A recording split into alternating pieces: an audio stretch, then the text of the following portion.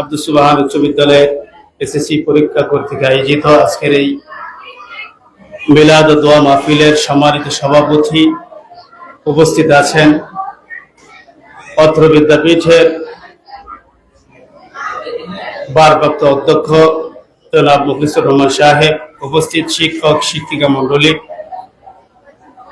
এবং আরো উপস্থিত আছেন আমার ছাত্রছাত্রী ভাই এবং বোনেরা। আপনারা অত্যন্ত বুক ভরা আশা নিয়ে পরীক্ষার জন্য তৈরি হয়েছেন এবং শিক্ষক শিক্ষিকা যারা আপনাদেরকে শিক্ষা দিয়েছেন অত্যন্ত পরিশ্রম করেছেন, আপনারাও পরিশ্রম করেছেন। এজন্য আপনাদের উদ্দেশ্যে আমি দুটি কথা বলবো।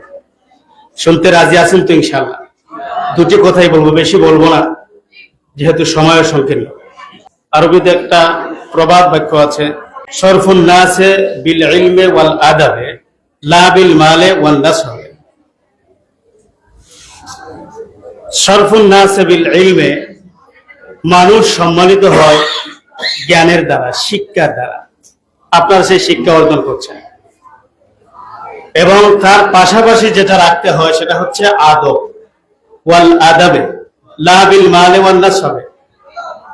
টাকা পয়সা বংশ গৌরব মানুষকে কখনো সম্মানিত করতে পারে না। মানুষ জ্ঞানী হয়, সম্মানী হয় শিক্ষা এবং আদবের মাধ্যমে। আল আদাবু খায়রুম মিনাদ যাহাবি ওয়াল ফিদ্দা। আদব হচ্ছে স্বর্ণ রূপার চেয়ে দামি। আদাবুম বেলা আমালি কা শাজারিম বেলা সামাক। আদববিহীন মানুষ ফলবিহীন গাছের না।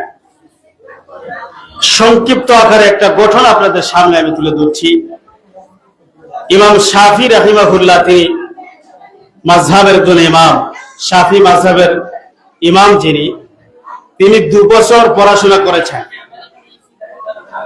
বাহিরে পড়াশোনা করে তিনি বাড়িতে আসছেন, আসার পরে দরজার মধ্যে টুকা দিলেন বা নক করলেন, আমরা ইংরেজিতে যেটা বলি।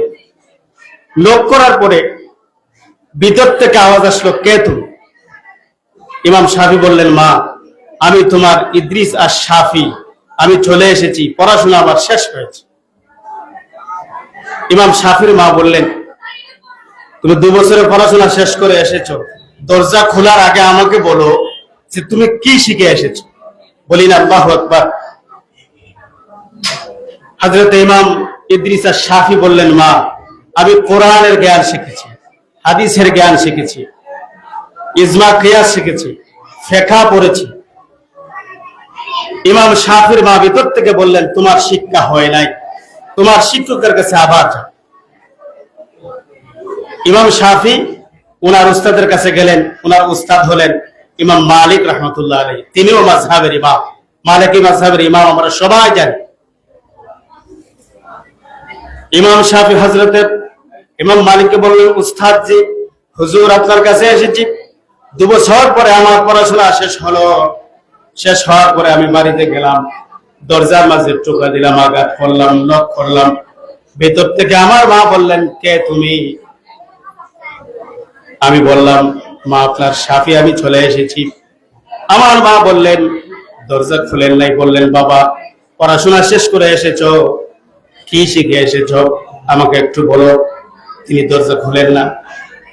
ইমাম শাফি বললেন, মা, 2 বছর পড়াশোনা করেছি, কোরআন শিখেছি, হাদিস শিখেছি, ইজমা শিখেছি, কিয়াস শিখেছি, ফিকহ শিখেছি, এগুলো শিখে এসেছে।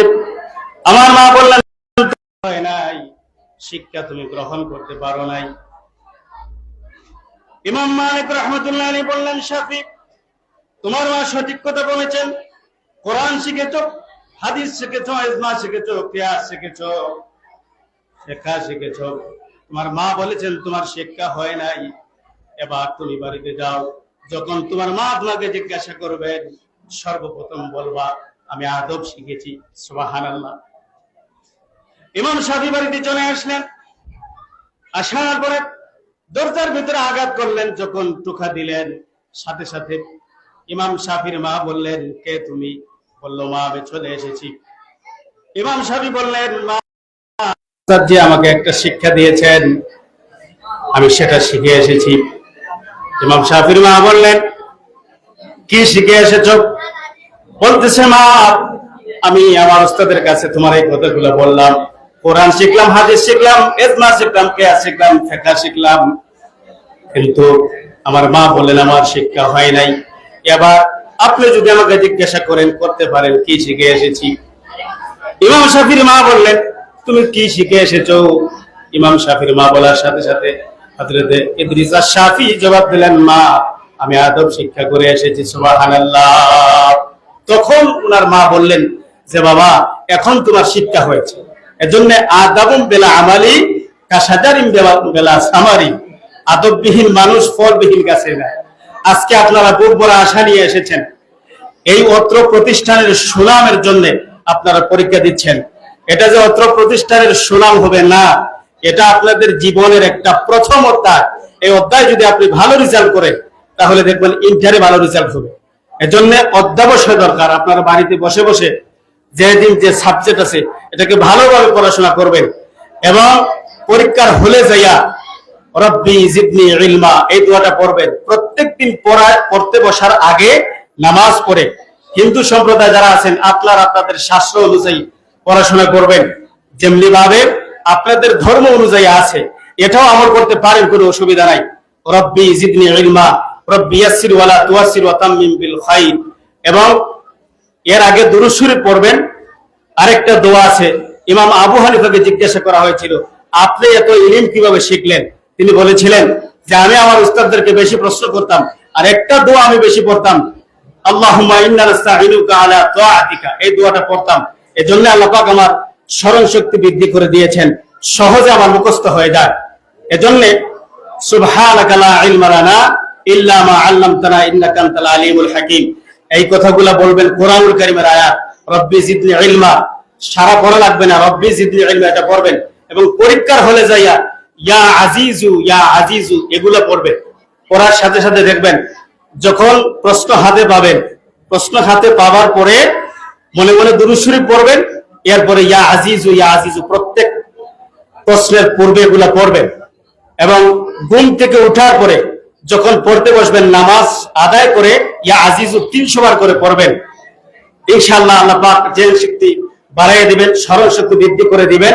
আল্লাহ রাব্বুল আলামিন যেন আপনাদেরকে কামিয়াবি নসিব করেন। আমরা আপনাদের জন্য দোয়া করি।